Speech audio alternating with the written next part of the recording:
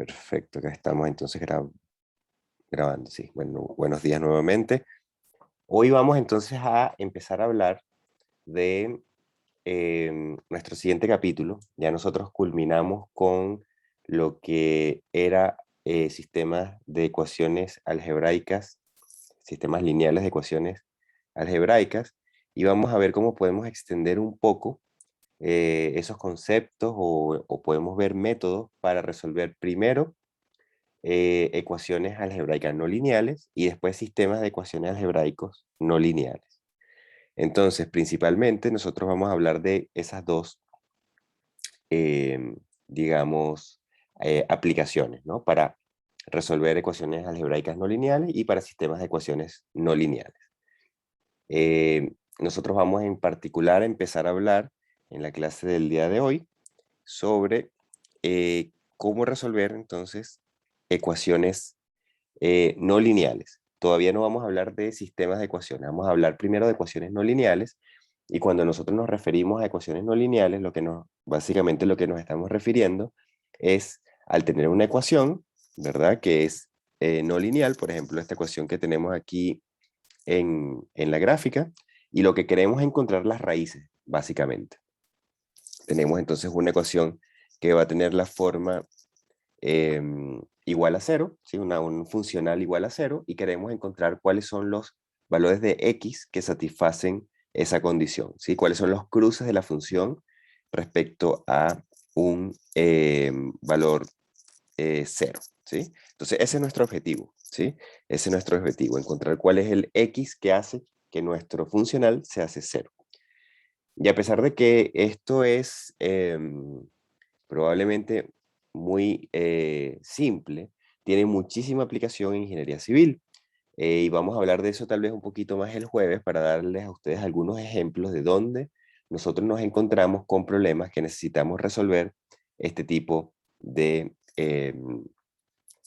problemas, ¿no? Principalmente son polinomios que uno trata de encontrar las raíces, ¿no? Y vamos a ver cuál es la importancia que tiene dentro de la ingeniería civil.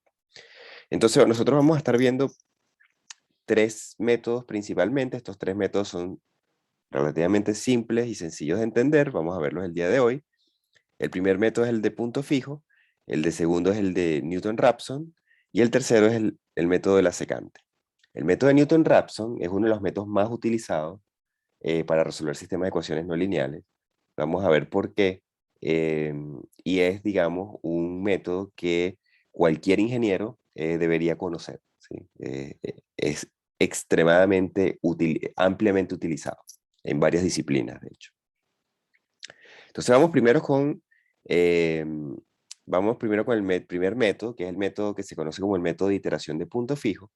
Este método es muy similar a lo que nosotros hicimos con el Gauss-Seidel para sistemas de ecuación, en el sentido que nosotros en el Gauss-Seidel lo que teníamos era un sistema de ecuaciones, de cada ecuación despejábamos una incógnita y lo que hacíamos era iteraciones sucesivas, ¿verdad? Partíamos suponiendo un valor de x, actualizábamos y ese valor actualizado lo volvíamos a utilizar para estimar el siguiente valor de x, ¿no?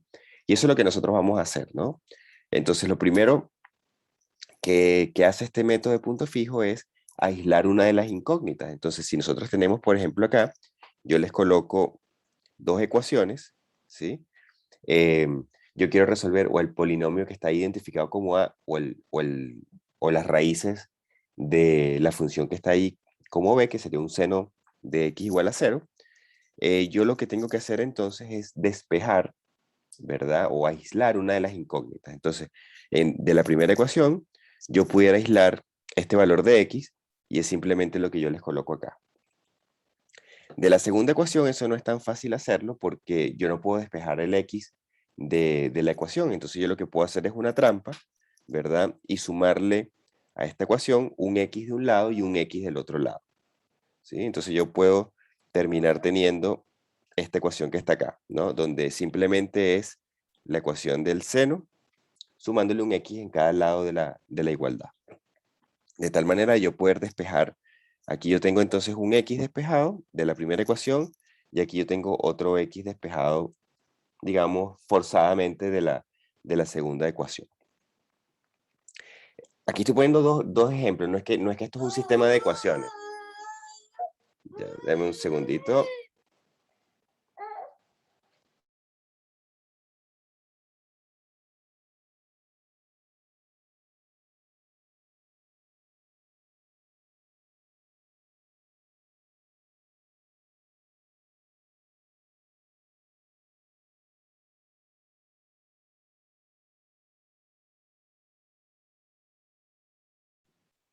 Ok, aquí volví. Entonces, lo que hacemos nosotros es despejamos. No es que tenemos un sistema de ecuaciones, sino que son dos ejemplos de cómo proceder con dos formas, dos funcionales distintos, ¿no? Entonces, cuando yo puedo despejar explícitamente, no despejar, pues, pero puedo aislar una variable explícitamente, o tengo que hacer algún tipo de trampa para poder aislarla, ¿no? Entonces, una vez que nosotros tenemos, ya sea en la primera o la segunda ecuación, ahora lo que tenemos que hacer es convertir esto en un proceso iterativo. Y para eso entonces yo voy a decir, ¿verdad? Que voy a tener acá, eh, digamos, la variable antigua y voy a actualizarla de la variable que estoy aislando del lado izquierdo. Y lo mismo acá, ¿no? Digamos, este es el paso anterior y yo actualizo de una de las variables que logré aislar. Entonces, ¿de qué se trata esto?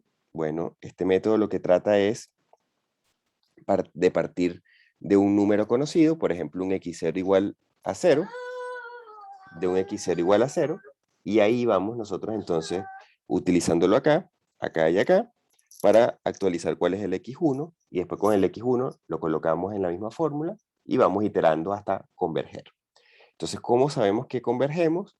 Bueno, más o menos igual que en los casos anteriores, lo que hacemos es revisar eh, nuestro criterio de si ha convergido o no, y lo que hacemos es comparar el valor de dos iteraciones sucesivas, el error relativo, y de tal manera que tenemos allí entonces la diferencia entre una iteración y otra, porcentualmente, y esto tiene que ser menor que un valor dado que típicamente viene definido por la cantidad de cifras significativas que nosotros estamos utilizando, ¿no? Esto es lo mismo que habíamos hecho nosotros en los casos anteriores, ¿no? Tenemos aquí ese n, es el número de cifras significativas que estamos utilizando en nuestro problema, ¿sí? Entonces, como cualquier problema de obtener las raíces de una función no lineal, para este caso, se puede expresar, digamos, de esta manera, ¿sí? Donde yo aíslo una variable que sería el x y más 1, y del lado derecho me queda una función que yo llamé ahí g, que es la función que yo quedé, quedé del lado derecho. Esa función g sería en los casos anteriores esta función que estaba acá, lo que queda del lado derecho. Entonces yo puedo darle una interpretación gráfica a este método, ¿sí? Entonces esa interpretación gráfica es que yo de este lado tengo una función y de este lado tengo otra función. Y si ustedes se fijan, la función que está del lado izquierdo es una función que es una línea recta, que es la que yo dibujo acá, ¿sí? Sería ese x que está ahí. Mientras que la función que me queda del lado derecho, bueno, va a ser cualquier cosa que me quede dependiendo de la expresión que yo esté resolviendo. Entonces, fíjense que en este método siempre acaba a haber una x sub i más 1, y aquí va a quedar la ecuación que yo voy a obtener dependiendo de cómo haya yo aislado la variable x. Entonces, lo que nosotros podemos ver es que tenemos esta función, es una línea recta, ¿sí? Que tiene pendiente 1, ¿verdad? Y después tenemos nuestra función g, aquí, que sería la otra curva que tenemos en azul, ¿sí? Y lo que nosotros empezamos a notar, ¿verdad? Lo que nosotros empezamos a notar es que si yo parto, por ejemplo, voy a colocar esto en otro color aquí en verde. Si yo parto, por ejemplo, de este x0, ¿verdad? Yo lo que voy a hacer es ir caminando hasta la primera curva, después digo que voy al mismo valor de la vertical, después voy pasando a la otra curva, después a la otra curva, a la otra curva, a la otra curva, a la otra curva, y así sucesivamente, hasta que yo llego a la intersección de las dos, de la recta con la función g. Y esa intersección, ese x que está aquí, ¿sí? Sería entonces la raíz que yo estoy encontrando de mi problema, ¿sí? Pero fíjense que eso es en el caso en que este problema converge. Pero yo también puedo tener un problema en el cual existe una divergencia, ¿sí? Por ejemplo, aquí yo vuelvo a tener mi recta X y aquí yo tengo mi función que quedó despejada del lado derecho. Y si nosotros partimos entonces acá desde este X0, ¿verdad? Nosotros vamos a ver que vamos a trazar entonces, uy, perdón aquí, una, unas líneas que van a hacer que esto no converja, ¿sí? Y entonces el criterio de convergencia acá tiene que ver con la pendiente que tiene principalmente esta función de x, ¿sí? Entonces si esa función g de x tiene una pendiente que es más pequeña que 1 en valor absoluto, ¿sí?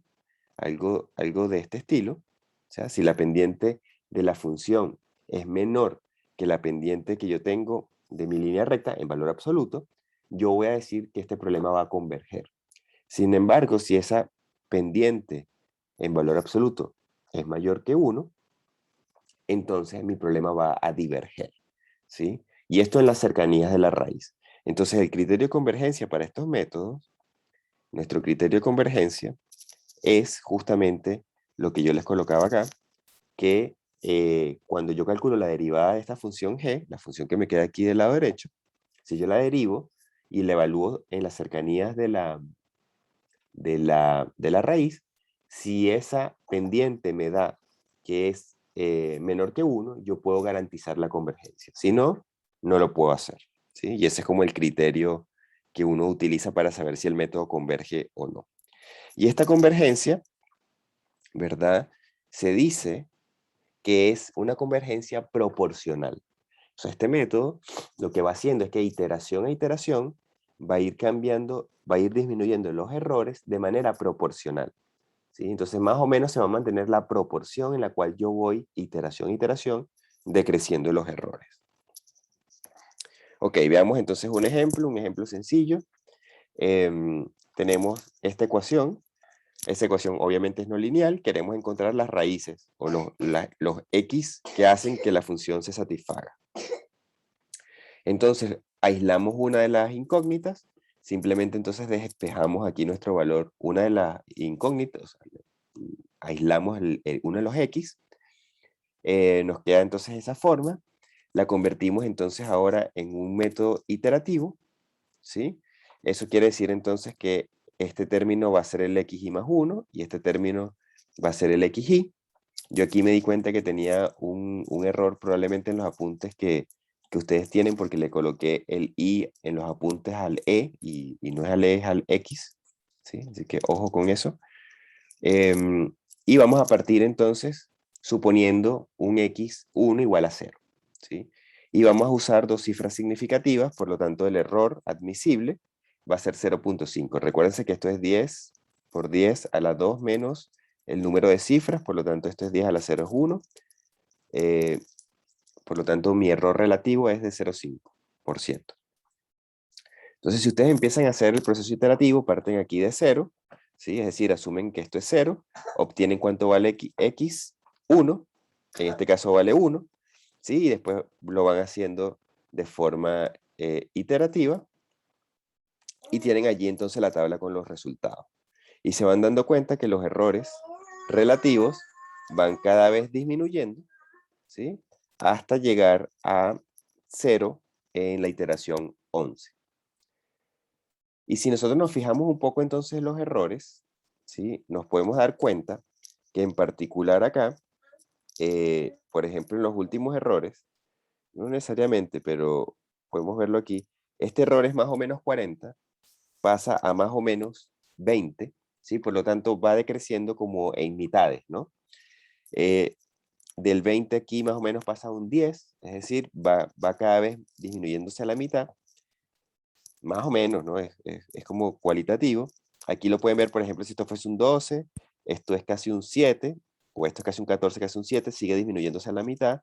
Esto es un 7 a un 3.5, casi a la mitad, 3.5, 1.8, casi a la mitad. Entonces es más o menos la convergencia de iteración a iteración es más o menos proporcional. Es decir, de iteración a iteración los errores más o menos van disminuyendo a la misma tasa.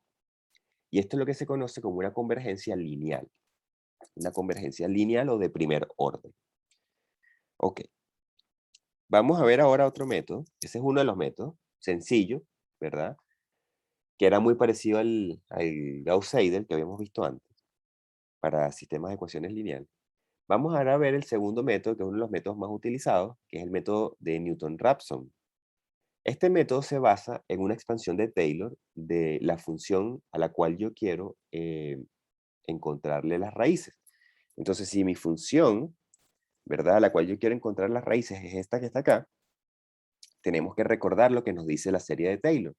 La serie de Taylor nos dice que si yo conozco un punto de esa función y si yo conozco las derivadas evaluadas en ese punto, este sería nuestro punto i, ¿verdad? Entonces, si yo conozco la función evaluada en el punto i y conozco las derivadas, todas las derivadas evaluadas en el punto i, sin el xi, yo puedo entonces estimar cualquier punto en las cercanías de ese punto i. Es decir, que yo pudiera, a partir de conocer estas funciones evaluadas en i y sus derivadas, yo puedo estimar cuál es el valor de la función, ¿verdad?, en cualquier otro punto que yo quiera evaluar x y más 1. ¿Sí? Entonces yo pudiera estimar cuánto vale este punto a través de esa serie de Taylor. ¿Sí? Eso es lo que dice la serie de Taylor. Entonces, pensando en eso y en que nosotros podemos entonces ahora utilizar este concepto, ¿verdad?, para encontrar las raíces, nosotros nos podemos dar cuenta que yo pudiera decir, bueno, a mí lo que me interesa es saber dónde la serie de Taylor, ¿verdad?, me dice a mí que el valor de la función es 0. Entonces yo pudiera decir, bueno, yo voy a tomar aquí, no sé, todos los términos de la serie que yo quiera tomar y yo quiero encontrar cuál es, ¿verdad? Yo quiero despejar de acá cuánto vale el xy más 1, de tal manera que lo que esté aquí del lado izquierdo sea 0. ¿Sí? Yo lo que quiero encontrar entonces es justamente cuál es el xy más 1 que hace que mi función evaluada en xy más 1 sea 0. ¿Sí? Eso sería la raíz. Y eso es justamente lo que hace entonces el método de Newton-Raphson. El método de Newton-Raphson en particular es de lo que hace es truncar esta serie en el primer orden, es decir, trunca la serie en el primer orden y desprecia todos los órdenes superiores, de tal manera que esa serie truncada va a tomar esta forma, ¿sí? 0 aquí, este 0 es porque justamente yo quiero evaluar la aproximación de Taylor, quiero saber esa aproximación cuándo se hace 0, y quieren despejar de acá cuál es entonces el x más 1 que hace que esta función sea 0. Entonces, en otras palabras, lo que está haciendo este método es lo que yo les coloco acá en este gráfico. Lo que hace es que se parte entonces de un xy, se tiene la función evaluada en el xy, y con Taylor, que básicamente lo que hace, de Taylor de primer orden, lo que hace es toma la pendiente en este punto, ¿sí? Toma la pendiente en ese punto, y lo que hace es encontrar cuándo esa línea recta, esta línea recta azul que está allí, cruza con el 0, ¿sí? Entonces me permite a mí encontrar ese xy más 1. Y si ustedes se fijan, ese xy más 1 debería estar cerca, ¿verdad?, de la raíz original. Entonces, el método lo que va haciendo es ir aproximándose a través de las pendientes hacia la raíz. De tal forma que cuando yo llego a este punto que está acá, yo vuelvo a evaluar mi función y con la pendiente ahora, yo me sigo ahora aproximando a, eh, a la raíz, ¿no? Sería la pendiente así. Y esto es lo que va haciendo entonces este método de Newton-Raphson, ¿no? Se va aproximando progresivamente a la raíz mediante la evaluación de las pendientes de la función. Entonces, una vez que yo tengo mi expresión de Taylor, yo lo que hago es despejar lo que necesito, que sería este x de i más 1, Y vemos que esa función me queda también definida de manera recursiva, de tal manera que el x de y más 1 queda en función del xy, la función evaluada en y, y la derivada de la función evaluada en y. Y entonces este método lo que requiere, ¿verdad? Es que nosotros manualmente encontremos la derivada de nuestra función. Entonces, si yo tengo una función que quiero resolverla, quiero encontrar en las raíces, voy a tener que obligatoriamente encontrar analíticamente su derivada y utilizarla en esta fórmula recursiva. Entonces vamos aquí yo le coloco algunos comentarios, ¿verdad? El primer comentario que yo les puedo hacer es que este método es mucho más rápido que el método de punto fijo, porque la convergencia se puede demostrar, y por eso yo les coloco allí, hoy no vimos el sílabus, por cierto. En el sílabus que lean el capítulo respectivo, em, eh, lean el capítulo respectivo para que vean cómo es el análisis de los errores y de la convergencia, y se van a dar cuenta que la convergencia es cuadrática en este caso, por lo tanto no es lineal como en el caso de punto fijo, y este método entonces debería converger más rápido que el método de punto fijo.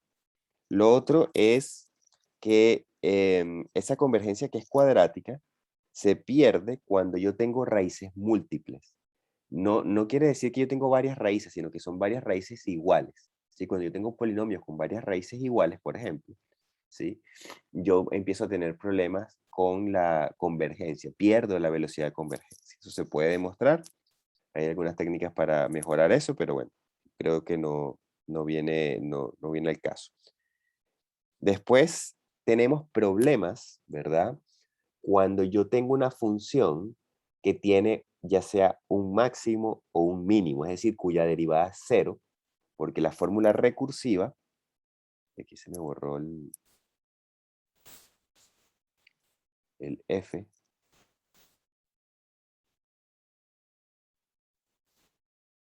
esta fórmula recursiva requiere evaluar en el denominador una derivada, y si esa derivada que yo evalúo es cero, o es cercana a cero, yo empiezo a tener problemas de divergencia principalmente.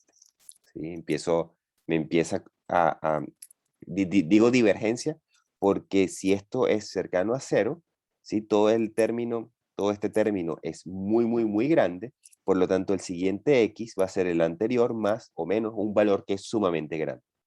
Entonces lo que va a hacer es que mi problema va a diverger. ¿Sí? Entonces tengo problemas tengo problemas cuando la función o estoy cerca o paso por una zona de la función f de x que tiene una derivada cercana a cero. Si yo tengo varias raíces, otro aspecto importante, si yo tengo varias raíces, típicamente yo me acerco a la raíz que esté más cerca del punto inicial. ¿Sí? Por ejemplo, si ustedes quieren encontrar las raíces de un seno, que tiene varias raíces diferentes, yo voy a acercarme a través del método de Newton-Raphson a la raíz que esté más cerca del punto inicial que yo tomé como x0, ¿verdad? Para empezar la iteración. Y lo otro que es interesante y es que no tenemos ningún criterio que a priori yo pueda evaluar para saber si el método va a converger o no. ¿Sí? Básicamente aquí vamos ciegos. ¿Sí? Ok, entonces veamos el mismo ejemplo de nuestra ecuación. Si es la misma ecuación que resolvimos el método 1, esta es la misma ecuación que está resuelta en el libro de texto. Tenemos entonces que la función es el exponencial a la menos x. Tenemos ahora la derivada, ¿sí? Simplemente es la derivada de la función de arriba. Y ahora entonces nosotros tenemos nuestra fórmula recursiva, que siempre va a ser igual. ¿Sí? Siempre que yo utilice un Newton-Raphson de primer orden, siempre esa fórmula recursiva va a ser igual. Y partimos por el mismo valor, x1 igual a 0. ¿Sí? Con dos cifras significativas y tenemos un error admisible, igual que en el caso anterior, ¿sí? Para hacerlo comparable. Entonces, si nosotros partimos de 0, lo que vemos aquí es que la primera iteración tenemos que pasamos de 0 a 0,5 y ya en la tercera y la cuarta nuestro resultado arroja 0,57, que es justamente el resultado que habíamos llegado en el caso anterior. Y aquí, si ustedes se fijan, solamente tuve que hacer 3 iteraciones nuevas, ¿verdad? Para llegar, mientras que en el caso anterior, si lo vemos, aquí yo tuve que realizar alrededor de 10, ¿no? Iteraciones nuevas para llegar exactamente al mismo valor, ¿sí? Entonces, esto es la ventaja, esta es la ventaja de poder utilizar explícitamente este valor de la derivada. Y por eso se dice que la convergencia es cuadrática, ¿sí? La convergencia es cuadrática. Y también se puede ver la convergencia cuadrática acá, ¿no? Donde 12 por 12 más o menos 144 y pasamos como de 12 a 100, así que la convergencia va cuadráticamente disminuyendo. Ok. Y por último, ¿verdad? El método de la secante. El método de la secante es lo mismo que el Newton-Raphson, es exactamente igual. La única diferencia es que lo que hace el método de la secante es tomar esta derivada y en vez de obtenerla analíticamente, lo que va a hacer es obtenerla de manera aproximada utilizando los puntos anteriores que yo haya encontrado. Entonces, para yo poder evaluar la derivada, para yo poder evaluar entonces esta derivada, lo que voy a utilizar es la función evaluada en el punto menos la función evaluada en un punto anterior partido entre la diferencia de los x que yo encontré. ¿Sí? La definición de derivada cuando uno lo utiliza infinitesimalmente. Sin embargo, aquí esto no es infinitesimalmente porque la distancia entre xy y el xy menos 1 no es pequeña o no necesariamente puede ser pequeña. Y por eso se llama el método de la secante. ¿Sí? ¿Cómo se modifica esto? Bueno, simplemente colocamos esta expresión acá y nos quedamos con la expresión que está allí encerrada en el recuadro rojo. ¿Sí? Y lo que nosotros entonces hacemos aquí es que nos evitamos calcular la derivada de manera analítica. Entonces, si yo tengo una ecuación no lineal que es sumamente compleja, yo no me voy a poner a derivar eso a mano, ¿verdad? Porque voy a pasar, puedo cometer errores o a veces es intratable también. Entonces lo que se puede hacer es hacerlo con el método de la secante de manera aproximada, ¿sí? Y aquí lo interesante, ¿verdad? Es que el método de la secante, ¿verdad? Requiere de dos puntos de partida, porque en esta fórmula recursiva está envuelto el xy más 1, que es el que vamos a actualizar, el x actual y el x anterior, ¿sí? Entonces yo necesito el xy y el xy menos 1. Por lo tanto, para yo partir a iterar, yo necesito suponer dos valores de x, que sería el x1 y el x2. Bueno, o x0 y x1, dependiendo de donde ustedes empiecen la numeración, si la empiezan en 0 o en 1, eso es indiferente. ¿Sí? Entonces, a ustedes con estos dos, recién pueden encontrar x3, y después con x2 y x3, pues van a encontrar x4, ¿sí? Y así sucesivamente, ¿sí? Por eso aparece aquí entonces este xy y el menos 1, ¿sí? Para encontrar el más 1. Entonces, resolviendo el mismo ejemplo, ¿verdad? El mismo ejemplo que vimos en los dos métodos anteriores, partimos de un x1 igual a 0, un x2 igual a 1, con dos cifras significativas, por lo tanto nuestro error es 0,5 igual que antes. Partimos entonces del x1 y del x2, supuestos, eso yo los coloco como yo quiera, y empiezo a iterar y me doy cuenta acá que también en unas 4 iteraciones yo logro converger a un error por debajo del error admisible. ¿Sí? Y nuevamente, entonces aquí lo que nosotros decimos es que la convergencia ahora no es del todo cuadrática, sino que la convergencia es un entremedio entre la lineal y la cuadrática. ¿Sí? Entonces, esta convergencia del método de la secante es ligeramente más lenta que el método de Newton-Raphson y ligeramente más rápida que el método del punto fijo, ¿no? De la iteración lineal, de la iteración consecutiva o sucesiva. Entonces, estos son los métodos base para resolver para resolver ecuaciones algebraicas no lineales. Entonces, el método, digamos, el más lento sería el método de iteración de punto fijo, que es una convergencia lineal. Después tendría el método de la secante, que es una convergencia más rápida que la lineal. Y después, pero más lenta que la cuadrática. Y después tengo el método de Newton-Raphson, que tiene una convergencia cuadrática. ¿Sí? Entonces, el método de Newton-Raphson es ampliamente utilizado, y yo voy a volver a insistir acá, ¿sí? Sobre todo porque yo puedo modificar este método para hacer que la convergencia sea incluso más rápido a través de agregar un siguiente término que sería la segunda derivada, ¿sí? Todo entre 2 y aquí falta el delta x, la diferencia entre x y más 1 y menos 1. Entonces yo puedo utilizar estas nociones de Taylor para aumentar la convergencia al costo de tener que calcular analíticamente la segunda derivada, ¿sí? Em, y también puedo modificar el método de la secante, ¿verdad? Para que el método de la secante tenga o esté basado en esa expansión de Taylor de segundo orden en vez de una de primero. Entonces, eso, eso es lo que tenemos como teoría el día de hoy. Em, Estos son los métodos más utilizados, ¿verdad? Que hay en sistemas, en la solución de sistemas de ecuaciones, la solución de ecuaciones algebraicas no lineales, básicamente encontrando raíces.